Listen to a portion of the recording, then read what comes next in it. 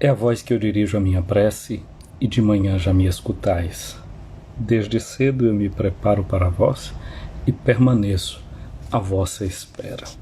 Graça e paz, cara amiga, caro amigo que acompanha diariamente a nossa meditação sobre a Palavra de Deus no Santo Evangelho, que acompanhamos a Palavra de Deus orientada pela Santa Liturgia. Nesta segunda-feira nós estamos na segunda semana do tempo da Páscoa, vamos aprofundando esse mistério da ressurreição de nosso Senhor Jesus Cristo até chegarmos ao 50º dia, quando nós vamos celebrar a festa do dom do Espírito Santo derramado sobre a Igreja.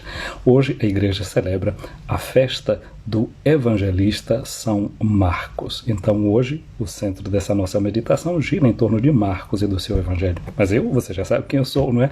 Sou o Padre José Raimundo dos Santos, diocese de Amargosa, na Bahia. E essa diocese, ela está em festa. Amanhã é o dia em que nós celebramos Nossa Senhora do Bom Conselho. É a festa da padroeira da nossa diocese. A nossa diocese se chama de Amargosa, mas Amargosa é um lugar muito doce, para quem não sabe, para quem não conhece. Está aqui a Alessandra, que é filha de Amargosa, está entrando aqui na live e ela não me deixa mentir, não é verdade, Ale? Eu não sou natural de Amargosa, mas desde os meus 16 anos passei a viver ali naquele lugar que já conhecia um pouco da minha infância, da minha adolescência. Nossa Senhora do Bom Conselho. Normalmente a gente, quando pensa em Nossa Senhora do Bom Conselho, tem, não é, diante dos ouvidos da gente aquela cena das bodas de Caná, quando Nossa Senhora diz aos discípulos: fazei tudo o que ele vos disser. E esse é tido como o bom conselho que Nossa Senhora dá para cada uma e cada um de nós, seus filhos, seus discípulos, condiscípulos com ela, porque temos em Jesus o nosso mestre. Mas às vezes eu gosto de olhar um pouco essa palavra conselho, porque a palavra conselho na língua latina, concilium, assim é chamada Nossa Senhora, e na ladainha lauretana a gente chama Mater Boni Consilii Ora Pro Nobis, Mãe do Bom Conselho, roga por nós. Em língua latina, a palavra conselho não significa só sugestões que a gente pode dar para alguém, não é? Conselho, concilium, significa decisão. Tanto é que existe na língua portuguesa os chamados conselhos, não é? Por exemplo, Conselho Municipal de Educação, Conselho Municipal de Saúde. Se você frequenta a Igreja Católica, não é? A gente tem Conselho Administrativo, Conselho Econômico, não é? Numa diocese tem chamados conselhos diocesanos de pastoral, isso, aquilo outro, o conselho presbiteral. E aí, de acordo com o direito, a gente diz que certos conselhos, eles são conselhos deliberativos, não é, onde se tem voto e se decide. Na igreja, os conselhos são sempre consultivos, não é de uma consulta, mas o bom líder que consulta bem, ouve bem, sabe por onde é que tem que decidir. Conselho para nós seguramente não é um artifício de simples democracia, de fazer aquilo que a maioria quer, etc. O conselho não é para isso. O conselho é para construir consenso, e o consenso em busca da verdade. E às vezes pode ser que a verdade não esteja simplesmente num fato de maioria, porque a maioria decide por aqui ou por ali. Então a igreja, nesse sentido, é muito mais que democracia. A igreja é comunhão. Mas voltando a falar essa história do conselho, né? Conselho, então, se pode traduzir como decisão. E eu penso que aí a gente pode olhar para Nossa Senhora do Bom Conselho e não apenas olhar para as bodas de Caná para vê-la como a mãe do bom conselho, porque se a gente pensa que conselho é decisão, qual é a grande decisão que Maria, portanto, toma e que é uma decisão boa? É aquela decisão que vem traduzida por aquilo que a gente chama de o fiat de Maria. Fiat é uma palavra latina que significa faça-se. Então, quando o anjo Gabriel chega para ela e diz que ela vai ser a mãe do Salvador, etc. e tal, Maria, no fim de tudo, toma uma decisão diante do que ela ouve. Ela diz: faça-se, cumpra-se, realize-se em mim. Não é que Maria não falava latim. O fiat de Maria falava a língua aramaica e rezava com o seu povo, e quando rezava usando textos hebraicos, mas uma palavra que traduz esse fiat é a palavra hebraica amen. Amém. Então, depois de ter escutado tudo aquilo, Maria diz amém. Essa é o bom conselho de Maria, é dizer amém ao que Deus propõe. E Santo Agostinho, ele dizia assim que o amém é como uma espécie de assinatura que a gente coloca num documento. Então, recebe um testamento, a gente vai lá e assina ali em cima. Então, a gente, quando diz amém, a gente confirma. Então, o bom conselho que Maria dá para cada uma e cada um de nós é dizer sim àquilo que Deus propõe. Mesmo quando num determinado momento a gente pode não estar compreendendo exatamente tudo aquilo que Deus diz e tudo aquilo que Deus quer, mas convém sempre dizer a Deus faça-se, convém sempre dizer amém, porque o que Deus quer é sempre o melhor. É aquilo que São Paulo diz, a vontade de Deus em relação a vocês é a santificação de vocês. Portanto, a nossa santificação é assumir aquilo que é o próprio ser de Deus. E nesse sentido, então, a nossa santificação significa viver de verdade a nossa vocação de filhas e de filhos, assumindo por graça aquilo que Deus é por natureza, amor. E a gente infiltrado nesse amor, recebendo esse amor dentro da gente, a gente vai viver deste dinamismo. Tudo isso porque eu estava dizendo, né, que nós estamos em Amargosa celebrando a festa de Nossa Senhora do Bom Conselho, padroeira da nossa diocese. O lugar se chama Amargosa, existe uma etiologia, né, para explicar a origem desse nome, e diz que ali naquela região tinha umas pombas com uma carne amarga, que são pombas chamadas Columba plumbea. Eu não sei se elas têm a carne amarga, não sei dizer bem, se é por conta de algum tipo de glândula que, se a pessoa não souber tirar, amargará a carne, ou por causa de ervas que elas comiam e que deixavam a carne, deixavam as ervas a carne amarga. De todas as formas, está aí a explicação por que aqui. Mas antes, que lugar chama-se Amargosa? Porque os caçadores, indo caçar essas pombas, diziam, vamos às Amargosas, aquelas tais pombas. E depois, por causa do conteúdo, o continente, o lugar onde tinha essas pombas, acabou ganhando também esse nome. Mas ela se chamava Vila de Nossa Senhora do Bom Conselho, e é esse conselho de Maria, portanto, que a gente quer sempre receber e conservar. Portanto, a você que acompanha o que a gente faz por aqui, eu digo, reze pela nossa diocese, que está em festa. Esse ano não deu para fazer uma novena completa, né? Me parece que não dá os 9 dias completos, eu não sei bem, não fiz as contas, mas já se começou a festa de Nossa Senhora do Bom Conselho. Eu, aliás, acho que deu 9 dias exatinhos, começou ali no domingo da Páscoa já o movimento, o caminho para a festa de Nossa Senhora. Que era o que eu tinha para dizer mais, portanto, pedir as orações de vocês. Há um verso no hino de Nossa Senhora do Bom Conselho, diz, teu conselho de mãe sempre bondosa, faz feliz todo filho que eu seguir. É por isso que o povo de Amargosa, por teus passos se deixa conduzir.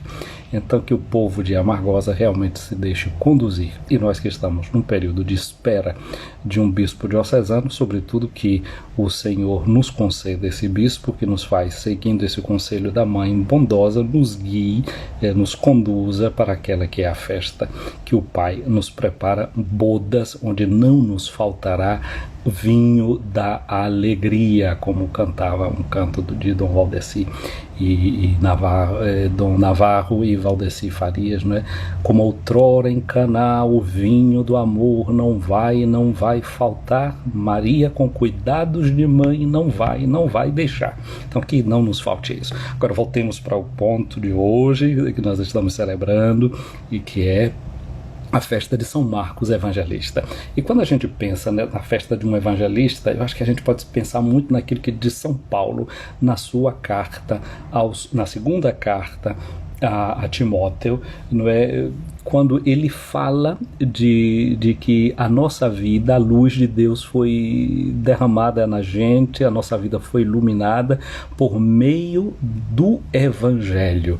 Então a nossa gratidão hoje é por esse rapaz, Marcos, que deu a sua vida para pregar o Evangelho. Marcos, ele era filho de uma família seguramente com boas condições, né, que tinha uma casa em Jerusalém. No livro dos Atos dos Apóstolos, não sei se você se lembra de uma cena que tem que Pedro está na cadeia e vem um anjo, ele o liberta da cadeia, ele não sabe direito se está sonhando ou se está acordado, e o anjo vai passando pelas guardas e de não sei quantos piquetes, e ele fica só depois que está fora da cadeia que ele nota que na verdade não era um sonho, era uma realidade. E ele, o que foi que fez? Foi para a casa de Maria, mãe de João Marcos, que é o nosso evangelista que nós celebramos hoje. Então, na casa de João Marcos, Pedro encontrou guarida. Diz que quando ele chegou lá na porta batendo, a empregada da casa, que se chamava Rosa, Dona Rosa, saiu na porta, e quando ela viu Pedro, ela não acreditava. Disse: não é possível. Em vez de abrir a porta para Pedro entrar, porque eles estavam todos rezando para que Deus libertasse Pedro. Olha o que é a gente às vezes na vida. A gente reza pedindo uma graça, a graça acontece e a gente não sabe o que é que faz. Dona Rosa, em vez de abrir a porta para Pedro, voltou doidinha para dizer ao povo que Pedro estava lá na porta. Os outros também não vai. Disse: não pode ser Pedro, ele está preso, é o anjo dele. Olha, às vezes a gente reza e não crê que pode se realizar aquilo que a gente está pedindo. Aí voltam e vê que realmente é Pedro. No Evangelho de Marcos tem um detalhe: quando Jesus é preso, não é? Diz que tem um jovenzinho que ele saiu correndo e deixou o lençol. Na hora que ele viu lá o pega-pega, alguém agarrou no lençol, ele saiu correndo e ele estava nu. Acho que ele saiu de madrugada quando viu falar que prendeu Jesus e foi para lá. E dizem que talvez esse pequeno detalhe dá para se perceber que essa pessoa que talvez tenha deixado o lençol lá nas mãos de alguém, saiu correndo. Um jovem que não fazia parte do grupo dos 12, mas começou a fazer parte desse grupo da igreja, e a igreja começou a se reunir também na casa dele, porque era uma igreja que se reunia nas casas. Ele tinha um primo que tinha sido um levita da ilha de Chipre, que se converte ao evangelho, não é? Que se chamava Barnabé. E João Marcos segue Barnabé, segue Saulo, que depois, né, com a conversão passa a se chamar Paulo, e Silas, fazendo parte dessa primeira equipe missionária. Mas teve um momento lá em Perge que ele sentiu certa dificuldade, não teve coragem para continuar a viagem, voltou para Jerusalém. Isso depois foi um fator que deu dificuldade na relação de Paulo com Barnabé até. Porque quando foram para continuar uma outra viagem, Silas, Paulo e Barnabé queria levar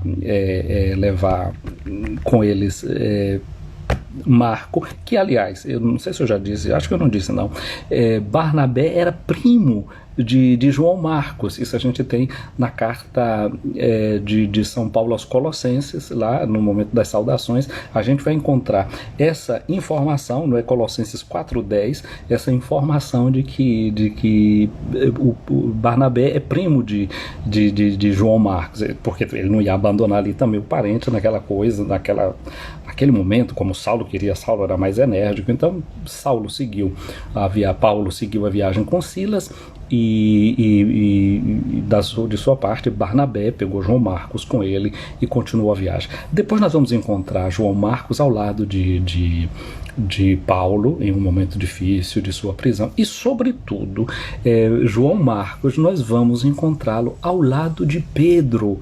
E tanto é que o evangelho que a gente tem que atribuído a Marcos, que, como eu disse, não tinha sido dos discípulos de Jesus, dos 12, é um evangelho que reflete, segundo os especialistas, a pregação de Pedro para a comunidade daqui de Roma. Então é a pregação que ele faz. É um evangelho muito breve, eu já comecei a falar disso para vocês quando a gente começou a meditação no tempo comum nas primeiras semanas, não é, lendo o evangelho de Marcos, eu fazendo essa introdução, que é um evangelho feito para os catecúmenos, por isso é um evangelho curto. Eu não saí contando não, mas quem já contou diz que é um evangelho feito de 1.229 palavras na língua grega, porque é o que serve para fazer esse tipo de análise, aquilo que é a língua original, não as traduções, que aí pode ter palavras a mais ou a menos, dependendo como é que a gente vai servir para fazer a tradução, porque existem expressões que às vezes a gente mais explica do que se consegue uma forma exata de traduzir, etc. e tal. Portanto, um evangelho curto, sucinto, esse de Marcos, que traz o suco da pregação de Pedro para a igreja aqui de Roma. E um pouco pensando nisso, eu gostaria de olhar para o texto da primeira leitura de hoje, que é da carta de São Pedro, justamente Pedro que fala, não é, nessa carta de hoje. 1 Pedro, capítulo 5, versículos de 5 a 14, é o texto que a gente tem hoje. E aí eu olharia já para o versículo 13, vamos começar olhando para o final. No versículo 13, a gente lê essa expressão: a igreja que está em Babilônia, eleita como vós, saúda, como também Marcos, meu filho. Olha como Pedro fala de Marcos. Marcos, meu filho. Gente, como é bonito quando um evangelizador encontra alguém que é evangelizado, que olha com esse carinho de filho, com esse carinho de pai. Não é? Então a gente dá uma alegria, não é, no coração da gente perceber que as relações de evangelização podem ser instauradas numa relação assim grande de muito amor. De muito amor. E assim a comunidade cristã se realiza e se relaciona. Se realiza e se relaciona com esses gestos de amor e de fraternidade. É assim que Pedro vê esse seu assistente, esse seu auxiliar, como um verdadeiro filho na fé. E se ele olha na fé como filho, é porque ele sente a sua corresponsabilidade na fé deste filho. Ele se sente como alguém que ajudou a gerar esta fé. Você é catequista na sua comunidade? Você é animador de círculo bíblico, coordenador de algum grupo? Você se relaciona dessa forma, como tem uma corresponsabilidade? Lembra que ontem, quando eu comecei a meditar sobre a oitava da Páscoa, eu dizia que era, na igreja antiga, justamente o momento em que as pessoas se misturavam com a assembleia, porque nos primeiros dias eles estavam sempre na frente usando as roupas brancas, em albis, não é? que eles tiravam a roupa branca do batismo nesse dia e se misturava com a assembleia. E eu falei da corresponsabilidade que a gente deve ter com quem é batizado, com quem é iniciado na fé, a questão do testemunho que a gente deve dar. E tem uma coisa muito bonita, né? Que a gente pode pensar assim: mas às vezes a gente vê cristão que não dá um bom testemunho, isso, aquilo outro. Santo Agostinho, meditando sobre isso, ele diz assim: olha, se você quer encontrar gente que dá um bom testemunho, começa você sendo um bom testemunho, porque isso aí vai atrair. Quem anda fazendo coisa errada, junto dele só vai aparecer gente que faz coisa errada. Se você começar a viver na luz e na coisa boa, vão começar a aparecer as pessoas que vivem também desta mesma realidade sua. Tem uma força de atração à sua conduta. Olha que perspicácia evangelizadora essa de Agostinho. Então essa nossa corresponsabilidade com os irmãos e com as irmãs é realmente um senso de paternidade, de responsabilidade na fé. Então, a você que é catequista na sua comunidade, nos inspiremos nesse exemplo de Pedro e de Marco no dia de hoje, né? Para a gente sentir esse papel de responsabilidade que a gente tem. O que a gente mais vê hoje em dia no mundo são pessoas que não querem assumir responsabilidade, não é? Administradores que botam sempre o defeito, a culpa nas empresas e nas estatais, e nisso e naquilo e naquilo outro. Mas, rapaz, você está aí para resolver problemas, os problemas existem, né? E olha só, aqui estou já falando disso porque na saudação de Pedro ele diz assim: a igreja que está em Babilônia. Babilônia é a cidade de Roma, não é?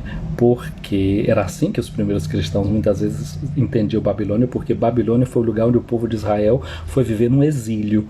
Então, a cidade de Roma, e está aqui em Roma, eles viam isso como uma espécie de exílio. Está num exílio neste império, que era o Império Romano, não sendo deste mundo, sabendo que tem uma outra pátria, que aqui a gente vive como expatriados. E no livro do Apocalipse há uma crítica muito forte a esse império, não é? Que depois vê a Babilônia, essa grande Babilônia, como a prostituta, como alguém que se prostituiu. Portanto, é uma cidade que se perdia no seu fascínio, em todas as suas coisas boas, mas reduzia a vida a valores muito baixos, não é? A valores muito baixos, não grandes. Então Pedro diz assim: então essa igreja que está vivendo aqui no meio dessa situação difícil, passageira, que pode ser muito ruim, ela diz assim: eleita como vós. Mas aí esta comunidade, esta igreja, esse povo que está aqui dentro dessa cidade com todas essas complicações, é uma igreja eleita. E aí esse ano, né? Você sabe que esse ano é ano de você votar, né? Você vai poder escolher um governador, uma governadora, um deputado, uma deputada, um senador, uma senadora, um presidente ou uma presidenta, como se costuma dizer hoje em dia em língua portuguesa. Não sei se tem candidatas mulheres ou não, né? Mas este fato assim de que eu escolho. Mas aqui agora, no fato de ser igreja, a gente pensa que a minha e a sua vida é fruto de uma escolha de Deus. Olha, tem tanta gente aí agora doidinho querendo que você dê o voto para ele. E agora, quando a gente olha para a vida da gente, a gente parar e pensar assim, mas eu estou aqui não é por acaso. Eu estou nesse mundo porque teve uma escolha de Deus. Quem se candidata a alguma coisa deve primeiro mostrar qual é o seu projeto, qual é o seu programa, não sei o quê, para me convencer para que eu vote nele. Eu não precisei mostrar nada diante de Deus, né, para convencer da minha existência, de que ele me elegesse. Eu fui escolhido.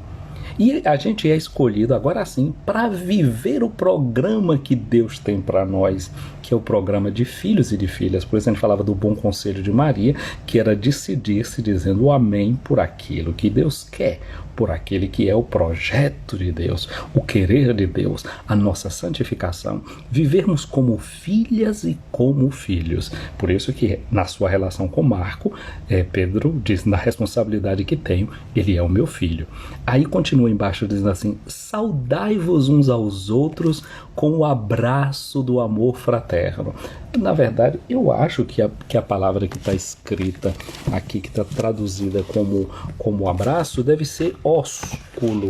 O ósculo, não é com o beijo fraterno. Antigamente, não é as pessoas mais do que abraço, na verdade, elas se davam esse chamado o ósculo santo, o beijo santo, não é? Que era esse beijo dos irmãos e das irmãs na comunidade. Santo Agostinho até disse assim, olha, quando a gente dá o ósculo santo um ao outro, na medida em que os nossos lábios tocam os lábios daquele a quem nós saudamos com o ósculo santo, o nosso coração deve entrar nesta mesma sintonia. Deixa-me ver aqui, esse é o versículo 14, 12, 13. Vamos passar aqui para o outro lado, me veio isso na cabeça agora. No dia do VTL, te escolheu um código, então, deixa eu ver se eu estou olhando 1 Pedro 5. No 5 eu estou lendo o capítulo 4, não podia achar nunca o versículo. Exatamente. Então, saudai-vos com esse ósculo santo, né? Com esse beijo santo. Não é? Então, esse beijo santo que existia dentro das comunidades cristãs, não é? E Pedro diz assim, e o beijo do amor fraterno, que a nossa traduziu como do amor fraterno, isso que está dito como o beijo santo, que em língua grega está dizendo com o beijo do amor, philemati agapes, com esse beijo do amor. Isso é o que deve ser a marca da comunidade cristã. Essa marca que tem é a marca do amor, a marca da fraternidade. Acolher o Evangelho de Cristo é acolher esse compromisso de viver o amor, de viver a fraternidade uns com os outros. E aí o apóstolo diz, a paz esteja com vós que estáis em Cristo. Olha só, esse mundo que a gente está vivendo, a guerra. Agora aqui a gente está falando da guerra da Ucrânia, não sei o que, mas quantas outras guerras espalhadas, disseminadas pelo mundo. Aí temos a Síria, temos o Iêmen, temos guerra em vários lugares do mundo. E guerra naqueles lugares que a gente pensa que é guerra de narcotráfico, guerras de influência, guerras digitais. Mas quem está em Cristo é chamado a conservar a paz e a difundir a paz. Aí agora com esses dois versículos iniciais a gente pode olhar para o início dessa leitura que diz, revesti-vos todos de humildade. Humildade não é necessariamente pensar numa fraqueza, não é? Mas olhar para essa nossa condição de seres terrenos e a partir dessa condição de sermos terrenos, ali a gente vai encontrar a força da gente, diz o texto sagrado aqui, porque Deus resiste aos soberbos. A iconografia representa o apóstolo Marcos, existe aquele famoso tetramorfos, você já pode ter visto em alguma igreja, no ambão ou em alguma toalha, não é? Os evangelistas são representados por seres alados, como traz o livro do Apocalipse, que tem o rosto de um homem. Isso é a representação do Evangelho de Mateus, porque Mateus começa com a genealogia de Jesus. Um ser alado com a cabeça de um leão, e representa o evangelista Marcos, porque Marcos começa pregando, mostrando a pregação de João Batista no deserto. Ou um ser alado com um touro, que lembra o evangelista Lucas, seja porque na parábola do filho pródigo fala daquele novilho que o pai mandou matar, seja porque o evangelho começa com o anúncio do anjo lá no templo a Zacarias, o lugar onde se realizavam os sacrifícios, e um ser alado com a cabeça de uma águia, que lembra o evangelista João, que começa com uma profundidade muito grande, dizendo: no princípio existiu o verbo, e o verbo estava com Deus. Ou seja, João tem como o olhar de uma águia, um olhar penetrante, profundo. Então, Marcos é representado por esse leão, não é? E a gente lembra que a Sagrada Escritura fala de Jesus como o leão da tribo de Judá, esse leão que vence. Mas existe também uma outra coisa aqui que Pedro nos lembra que existe então um outro leão, que é o contrário desse leão da tribo de Judá e que é representado na efígie dele como evangelista. Ele diz: rebaixai-vos, pois, humildemente sob a poderosa mão de Deus, para que na hora oportuna ele vos exalte. Lançai sobre ele toda a vossa preocupação, pois é ele quem cuida de vós. Sede sóbrios e vigilantes. O vosso adversário, o diabo, rodeia como um leão a rugir. Existe esse leão que é devorador, que quer acabar, não é, com essas comunidades a quem Pedro está se dirigindo, com a vida da fé que a gente tem dentro da gente. Mas, portanto, para vencer este leão daí, a gente deve se revestir de humildade. Não vivermos nessa soberba de quem quer se mostrar forte, arrogante, poderoso. Porque o leão da tribo de Judá se esvaziou de sua glória, venceu na cruz. Quando todo mundo pensava que ali ele estava sendo vencido. E de verdade ali ele se manifesta como o vencedor. E aí diz-nos Pedro: depois de ter sofrido um pouco, o Deus de toda a graça, que vos chamou para a sua glória eterna em Cristo, vos restabelecerá e vos tornará firmes, fortes e seguros. A ele pertence o poder pelos séculos dos séculos. Então, minha amiga, meu amigo, celebrando hoje o evangelista São Marcos, eu quero desejar isso para nós, que as nossas comunidades se transformem como a casa de Marcos, a casa de Maria, a mãe de Marcos, um lugar onde o evangelho encontra guarida, um lugar onde se vive como igreja doméstica. Não é? Eu quero pedir para nós essa graça de que, se temos a missão de sermos evangelizadores, que a gente possa viver essa missão com muita corresponsabilidade, com muita alegria, como quem sabe que a gente está como que gerando filhas e filhos na fé. Então, para mim e para você, eu peço a bênção de Deus nesse dia, pedindo a Ele que nos faça acolhedores deste Evangelho de Cristo. Deus, pela oração do evangelista São Marcos, os teus servos acolhem com fé a palavra de verdade que nós agora meditamos nesta live. Eu peço por cada um e por cada um deles, querido Deus, nosso Pai. Eu peço por cada um que está acompanhando essa live para que reavive em seu coração a concretude da fé. Que a fé se possa manifestar como algo vivo e concreto na nossa vida e na nossa existência. Por Cristo nosso Senhor. Amém.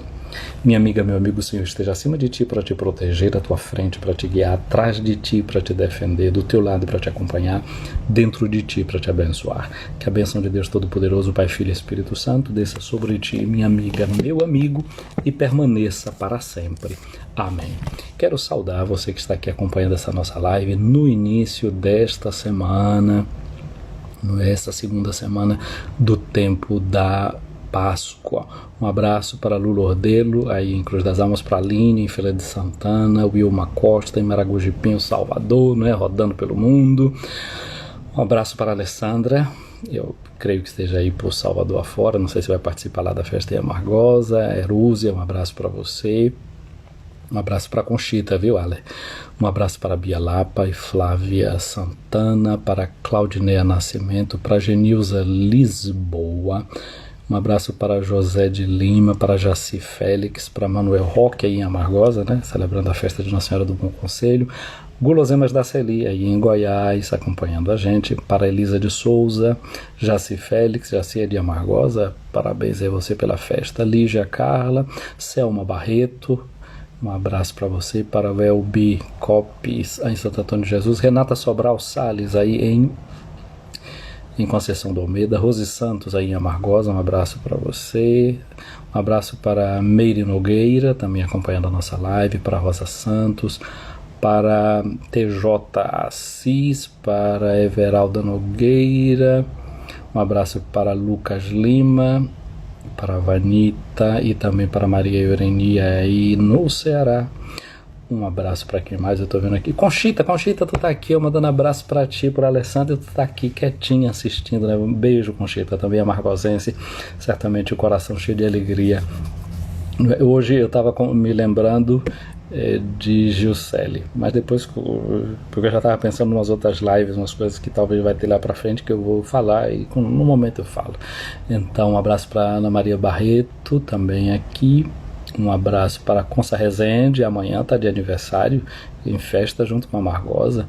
Para Isabel Fazendas, um abraço para você. Thaís Janaína, Conceição do Almeida, um abraço para você. Dayara, um abraço grande para ti aí em Santo Antônio, para as crianças, esposo, Urbaninho.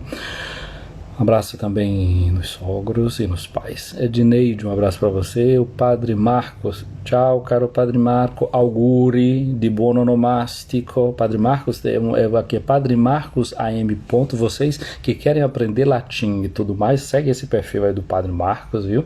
E depois ele faz também outras coisas muito boas, muito preciosas, muitas meditações que vale a pena a gente assistir. O Padre Marcos é de Palmeira dos Índios, em Alagoas, está aqui fazendo seu doutorado em Sagrada Escritura. E é uma honra tê-lo aqui. Me dá medo vendo esse povo aqui, fica tremendo. Quem mais? Eu acho que aquietou aqui, né? Terminei de falar todo mundo, eu espero muito bem. Eu quero deixar aqui um abraço, eu não vi aqui Valdinete. Não sei se pulei aqui. Hoje é aniversário de Valdinete. Ela sempre acompanha as lives. Se ela não está presente, eu sei que ela vai ver depois. Valdinete, a origem dela é o Ceará, mas muito jovenzinha foi para Amargosa e fomos contemporâneos de escola. Então, Valdinete, um abraço grande para você. Felicidade, muita luz em sua vida. Gente querida, eu vou salvar a live aqui como de costume. Vocês curtam, vão lá no nosso perfil do YouTube também quando tiver tempo, curta, comente sobre tudo que é muito importante. E aqui também no canal na página, mistura tudo, né? A página do Facebook, Tua Palavra é Lâmpada para os Meus Pés, no canal do YouTube, né? Padre José Raimundo Escutando a Palavra. Comentem e meditem, não é o que a gente vai dizendo, e encaminhem também. Vocês sabem que na medida que isso vai sendo visualizado, isso vai sendo também apresentado a outras pessoas que têm esse mesmo tipo de interesse. Eu só agradeço. Fiquem com Deus. Uma semana abençoada.